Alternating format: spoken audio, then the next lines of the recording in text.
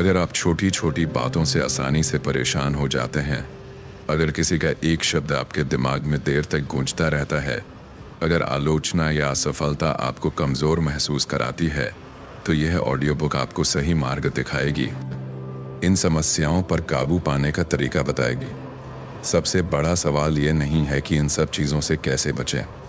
सबसे बड़ा सवाल यह है कि इन्हें अपने ऊपर कबूल न होने दें। ज़्यादातर लोग सोचते हैं कि मानसिक ताकत का मतलब है कठोर, जोरदार या भावनाहीन होना, लेकिन असली मानसिक ताकत शांत होती है। यह उस क्षमता को दिखाती है कि आप शांत रह सकते हैं जब लोग प्रतिक्रिया देते हैं, स्थिर रह सकते हैं जब चीज़ें आपकी उम्मीद के मुताबिक नहीं होती, और ध्यान केंद्रित रख सकते हैं जब आपकी भावनाएं आपको हर दिशा में खींच रही हों।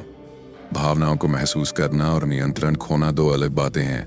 दबाव का सामना किया जा सकता है बिना घबराए, और परिस्थितियों को अपने मन पर हावी नहीं होने देना संभव है।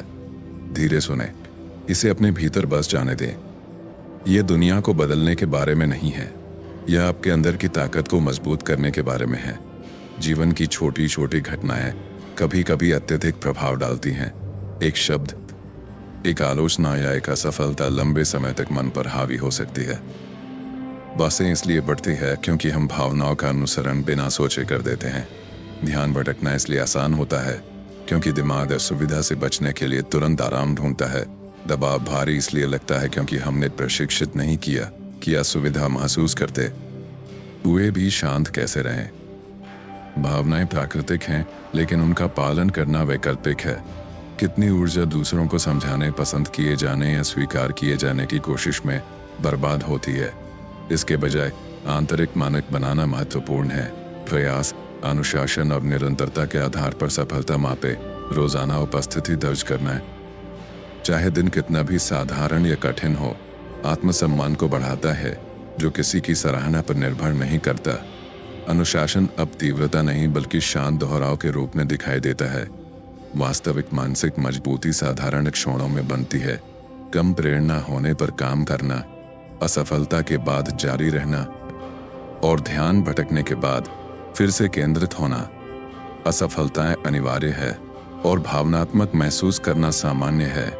ताकत उस क्षमता में है जो बार बार शांत होकर वापस आती है, बिना आत्म आलोचना के। चुप्पी, धैर्य और भावनात्मक दूरी शक्ति के रूप है। कम बोले, धीमे प्रतिक्रिया दे और अधिक तेज समय करना।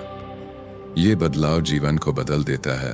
तनाव कम महसूस होता है, आलोचना आसानी से संभाली जाती है, दबाव प्रबंधनीय हो जाता है, और मन धीरे धीरे स्थिर और स्पष्ट हो जाता है।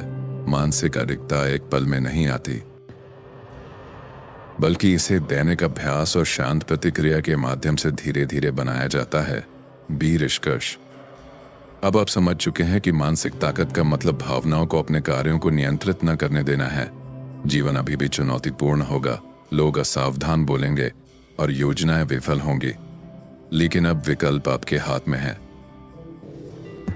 प्रतिक्रिया देने से पहले रुकें, शांतिपूर्ण मन बनाए रखें और उस पर ध्यान दें जो वास्तव में महत्वपूर्ण है।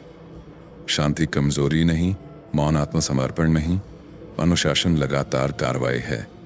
यदि ये प्रेरित कर रहा है तो मेरी ई बुक गेट अप और गेट लेफ्ट बिहाइंड एक अतिरिक्त मार्ग है।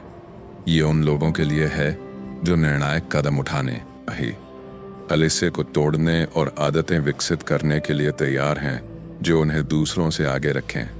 इस ऑडियो बुक से आपने मानसिक दृष्टिकोण में स्थिरता पाई। गेट अप और गेट लेफ्ट बिहाइंड आपके दैनिक कार्यों को आगे बढ़ाने के लिए चुनौती देती है। फिर से सुने, पाठों को आत्मसात करें और फिर कार्य में कदम रखें। आपकी प्रतिक्रिया ही आपकी ताकत को परिभाषित करती है। स्थिर रहें, अनुशासित रहें और कभी अराजकता को अपनी राह तय करने न दें।